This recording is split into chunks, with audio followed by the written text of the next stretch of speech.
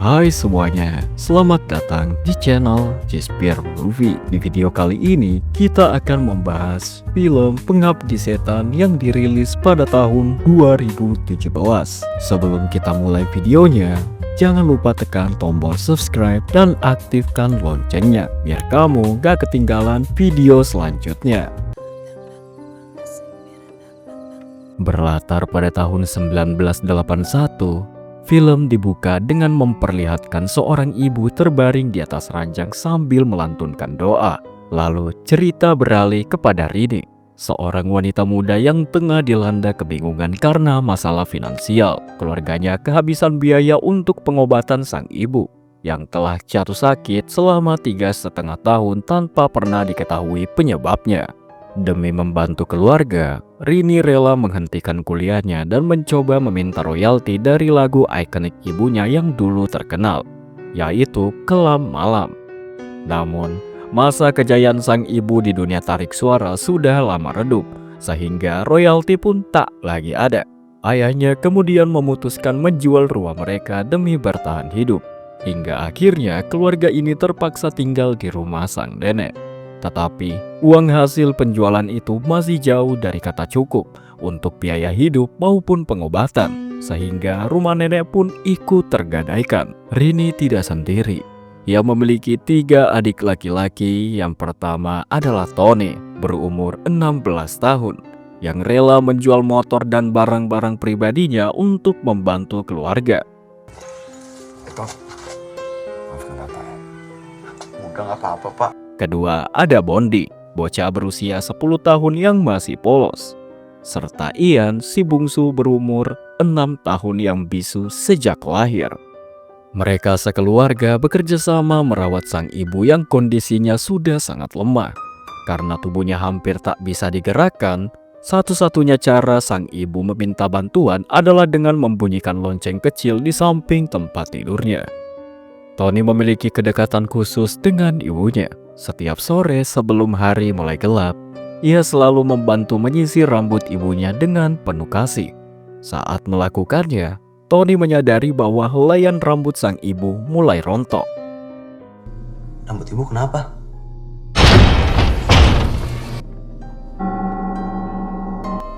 Besok Tony carikan obat biar gak rontok lagi ya.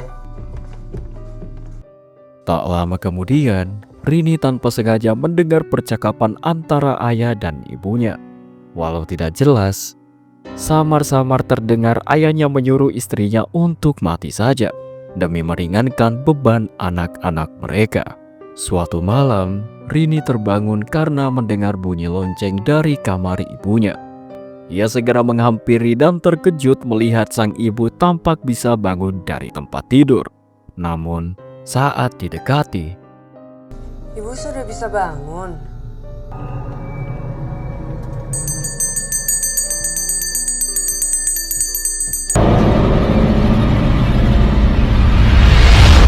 Rini tersadar bahwa yang dia lihat bukanlah ibunya, melainkan semuanya hanyalah mimpi.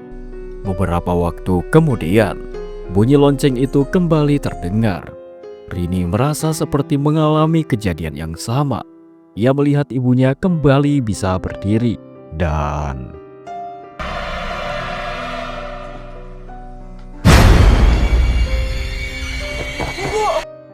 tak lama berselang, tubuh sang ibu ambruk ke lantai.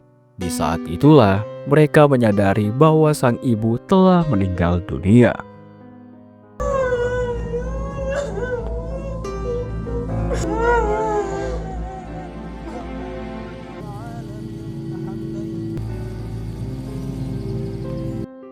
Saat pemakaman sang ibu, keluarga Rini bertemu dengan Ustadz dan putranya yang bernama Hendra. Mereka datang untuk menyampaikan bela sungkawa. Dalam percakapan singkat itu, sang Ustadz mengungkapkan bahwa ia belum pernah melihat keluarga Rini datang ke masjid. Sang ayah pun menjawab dengan jujur bahwa mereka memang jarang beribadah. Di tengah suasana duka itu, Rini memperhatikan Bondi yang berdiri kaku tanpa bergerak sedikit pun.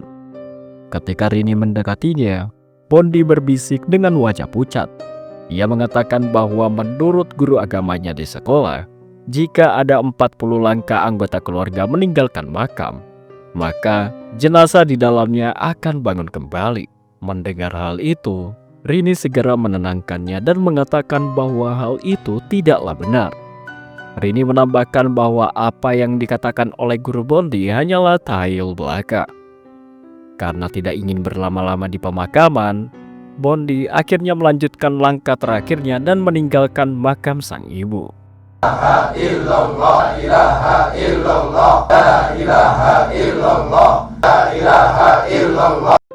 Setelah kepergian sang ibu, sang ayah memutuskan untuk pergi ke kota. Ia bertekad mencari pekerjaan agar bisa mendapatkan uang guna menebus kembali rumah mereka yang sempat digadaikan. Kematian sang ibu ternyata menjadi awal dari serangkaian teror di rumah itu. Semuanya bermula ketika Tony yang sedang mendengarkan radio tiba-tiba terganggu oleh bunyi lonceng milik ibunya.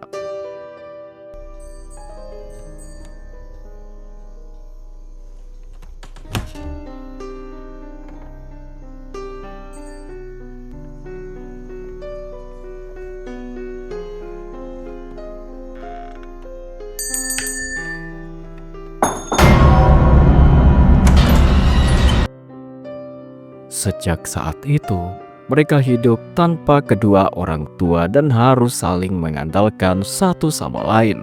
Bondi menolak pergi ke sekolah dengan alasan ibunya yang baru saja meninggal. Ia lebih memilih bermain dengan mainan teropong yang diberikan Tony. Ketika Ian mengajaknya bermain, Bondi tidak menggubris karena terlalu asyik dengan mainan barunya. Kesal diabaikan, Ian iseng memberikan upil kepada Bondi hingga Bondi spontan kabur menjauh. Karena Bondi enggan bermain dengannya, Ian pun akhirnya bermain petak umpet bersama neneknya. Meskipun neneknya menderita asma dan harus duduk di kursi roda, terlihat jelas betapa ia sangat menyayangi cucunya. Malam harinya, Tony tertidur sambil mendengarkan cerita di radio. Tiba-tiba, ia terbangun karena radio berpindah sendiri ke lagu Kelam Malam.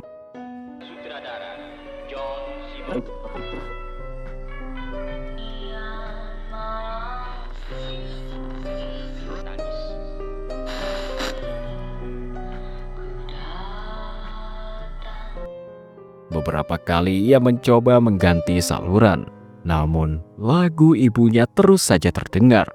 Tak lama kemudian, ia mendengar suara seseorang memanggil namanya. Saya mendengar suami saya menangis tadi malam. Bagaimana keadaanku? Tony. Sisi ibu Tony. Ternyata itu adalah arwah ibunya yang datang meminta untuk disisirkan. Di sisi lain, Ian merasa ingin buang air kecil. Karena Bondi tidak mau bangun, Ian akhirnya pergi ke kamar mandi sendirian. Tak lama kemudian, Bondi menyusul karena ia juga ingin pipis. Namun setelah itu, keduanya tidak berani kembali ke kamar. Sebab mereka takut dengan foto ibu mereka yang tergantung di lorong rumah. Bondi memiliki ide. Ia akan menutupi foto ibunya menggunakan sebuah kain. Namun pada saat melempar kain itu, tiba-tiba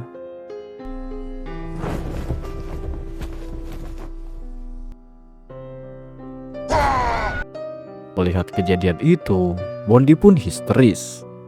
Tak lama, Rini pun datang menghampiri mereka. Dan semuanya terlihat baik-baik saja.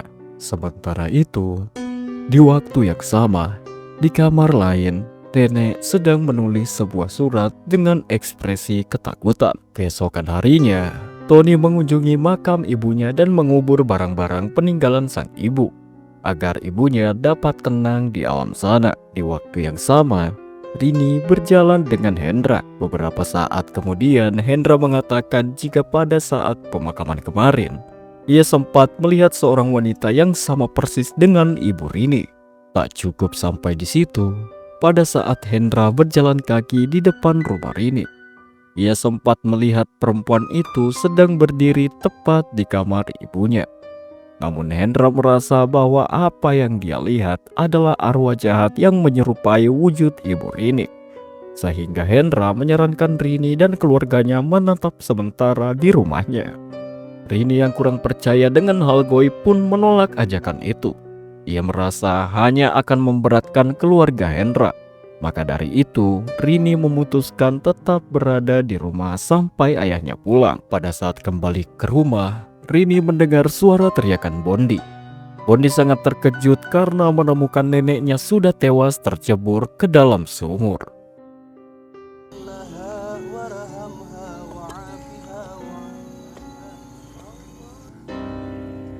Udah nggak panas badannya, tapi dia menggigil. Di kamar neneknya, Rini menemukan sepucuk surat. Surat itu akan neneknya kirimkan kepada seorang pria bernama Pak Budiman. Tetapi surat itu belum sempat dibawa ke kantor pos. Seusai pemakaman neneknya, Rini dan Hendra pun segera bergegas mengirimkan surat itu kepada Pak Budiman.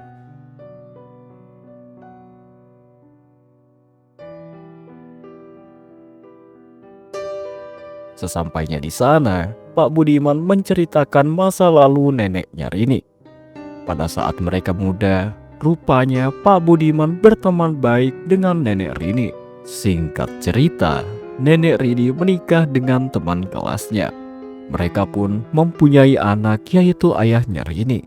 Kemudian, ayah Rini menikahi seorang seniman yaitu ibunya. Namun, nenek Rini sempat tidak merestui hubungan orang tuanya. Dikarenakan ibu Rini tidak dapat memberikan keturunan. Tapi semenjak Rini dan ketiga adiknya lahir, hubungan nenek dan ibunya pun jadi membaik. Karena itu, ibunya pun dikatakan telah mengikuti sebuah sekte pemuja setan demi mendapatkan keturunan. Sebelum Rini pulang, Pak Budiman memberikan sebuah majalah. Majalah itu berisikan artikel tentang pengabdi setan. Lalu datanglah seorang pria tunanetra yang akan memijat Pak Budiman. Sementara itu, Bondi masih syok karena melihat neneknya tenggelam di sumur. Ia mulai berperilaku aneh dan terus mendapatkan bisikan untuk membunuh adiknya yaitu Ian.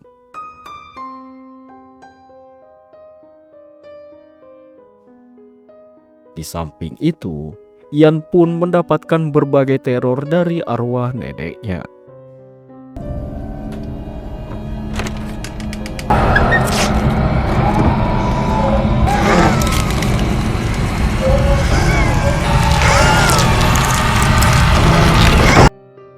Setelah itu, Tony yang membaca majalah pemberian Pak Budiman kemudian membicarakan mengenai hubungan ibu mereka dengan sekte pengabdi setan.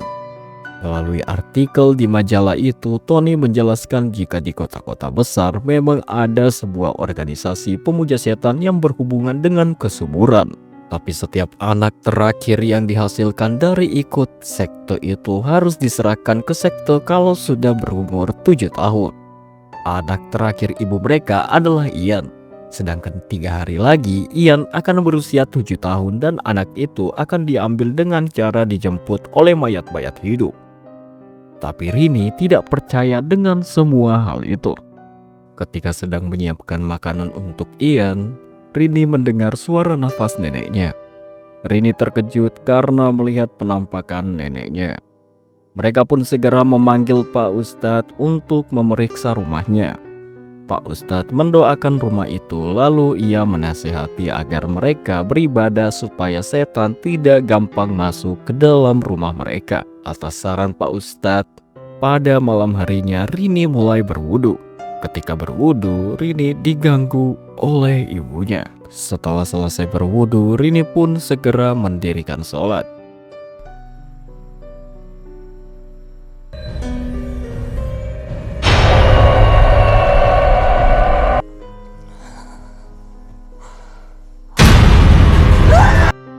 Karena ketakutan, Rini dan adik-adiknya berlari ke rumah Pak Ustadz.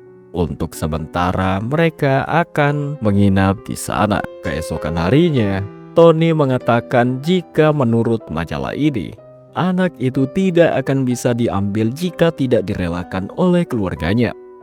Jadi, mereka hanya tinggal bersatu. Selain itu, Tony juga membaca jika orang yang bergabung ke dalam sekte ini hamil bukan dari suaminya, melainkan dari para laki-laki yang ada di dalam sekte itu. Tak lama kemudian, telepon rumah berdering. Sebentar. Penting katanya. Tapi aku harus jaga adik-adikku. Aku aja yang kesana. Aku juga ikut. Gak usah. Telepon itu dari Pak Budiman yang meminta Rini datang ke rusunnya karena ada sesuatu hal yang sangat penting. Karena Rini harus menjaga adik-adiknya, maka Hendralah yang akan pergi.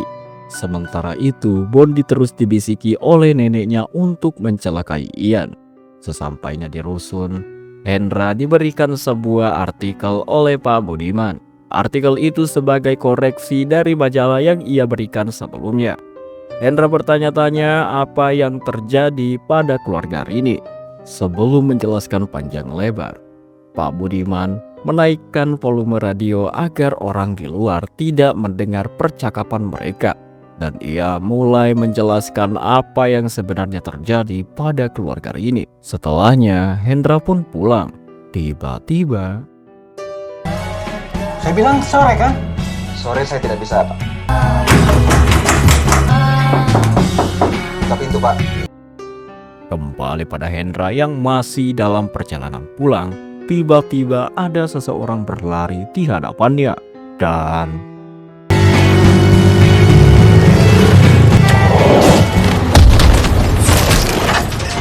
jenazah Hendra pun dibawa oleh para warga.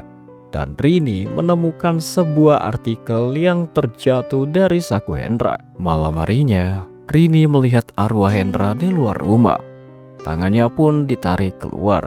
Tetapi Pak Ustadz hanya diam saja karena menyesal telah ikut campur membantu keluarganya Rini. Tak lama setelah itu, ayah mereka pun datang. Karena melihat rumah kosong, maka dari itu ia datang kemari. Setelah itu, mereka pun pulang. Sesampainya di rumah, Rini bertanya jika pada malam kematian ibunya, sebenarnya apa yang ayahnya sampaikan kepada sang ibu. Sementara itu, Ian yang sedang pipis ditarik oleh arwah dedeknya ke dalam sumur. Ayahnya pun langsung ikut masuk ke dalam sumur dan beruntung Ian masih dapat diselamatkan. Tepat tengah malam, datanglah sekelompok orang dengan pakaian serba hitam. Mereka mengepung rumah keluarga Rini. Rupanya mereka semua merupakan anggota sekte pengabdi setan. Maksud kedatangan mereka untuk mengambil Ian. Sementara ayah, Rini, dan Tony pun terjebak di sebuah ruangan. Sedangkan Ian masih berusaha dihabisi oleh arwah neneknya. Beruntung ada Bondi dan langsung menyelamatkan Ian dan menggagalkan usaha si nenek. Bondi! Bondi!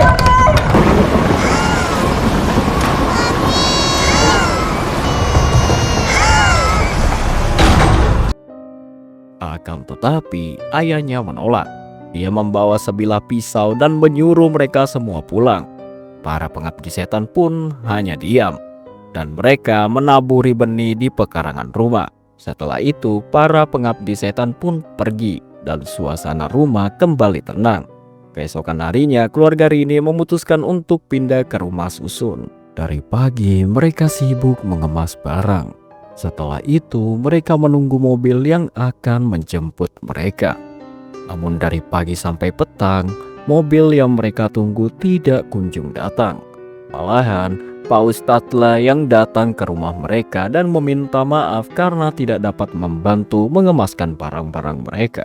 Pak Ustadz akan menemani mereka untuk menunggu mobilnya.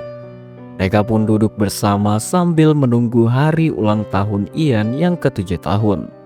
Ayah menyuruh Rini dan Tony beristirahat di kamar. Rini seketika ingat dengan artikel yang Hendra bawa. Dia segera membangunkan Tony. Rini menyampaikan jika artikel ini mengoreksi majalah pemberian Pak Budiman. Ternyata anak terakhir itu tidak diambil untuk dikorbankan, melainkan menjadi sosok titisan iblis. Maka dari itu, selama ini arwah neneknya berusaha membunuh Ian agar mereka semua selamat. Selain itu, anak terakhir tidak akan dijemput oleh para anggota sekte. Kemarin, para anggota sekte hanya memberikan tanda agar mayat-mayat hidup datang ke rumah ini. Tak lama kemudian, terdengar suara lonceng. Siapa penjemput mereka?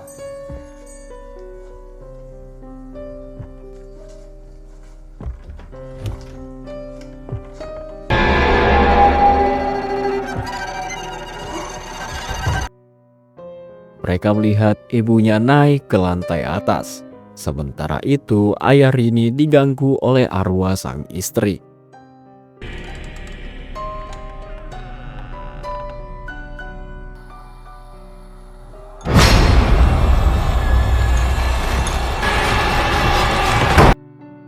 Lalu Bondi melihat Ian sedang mengobrol di dekat jendela.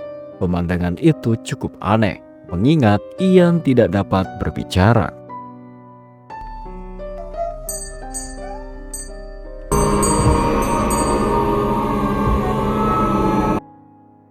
Ayah, Rini, Tony, dan Bondi bersembunyi di kamar nenek. Mereka pun menemukan sang ustadz sudah tewas ditusuk oleh mayat hidup itu. Dan Ian berjalan ke kerumunan mayat hidup bersama ibunya. Setelah itu, para mayat hidup langsung menyerang mereka. Mereka berhasil masuk melalui pintu dapur. Mereka semua berusaha berlari dan terlihat jika arwah sang nenek berusaha menyelamatkan mereka dengan menahan pintunya.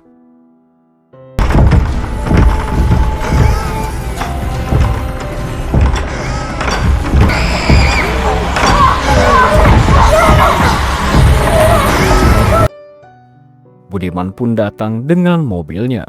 Ia segera membawa keluarga Rini pergi dari rumah ini. Sejak awal ya bukan anak kamu.